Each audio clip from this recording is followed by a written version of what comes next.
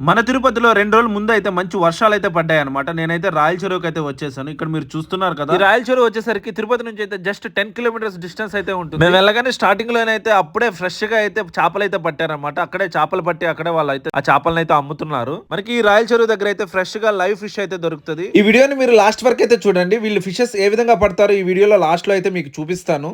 ఈ రాయల చెరువులో అయితే బోటింగ్ కూడా ఉంటుంది. కాకపోతే మా బ్యాడ్ లక్ ఏంటంటే మేము వెళ్ళిన టైంకి అయితే ఆ బోటింగ్ పెట్టలేదు. ఇక్కడైతే చాలా ఇయర్స్ ముందు కట్టిన బ్రిడ్జ్ అయితే ఉంటుందన్నమాట. ఇక్కడైతే మనకి ఫోటోస్ తీసుకోవడానికి వ్యూ అయితే చాలా బాగుంటుంది. ఈ బ్రిడ్జ్ నుంచి ఇక్కడ మీకు కనిపిస్తుంది కదా, ఇదే ఆ బ్రిడ్జ్. నేను మీకు వీడియో స్టార్టింగ్ లోనే చెప్పాను కదా వీళ్ళు చేపలు ఏ విధంగా పడతారు అనేది. ఇక్కడ ఒక థ్రెడ్ కి అయితే వీళ్ళైతే ఫుడ్ లాంటిది అయితే పెడతారనమాట. దాన్ని నీళ్ళలోకి అయితే విసురుతారు.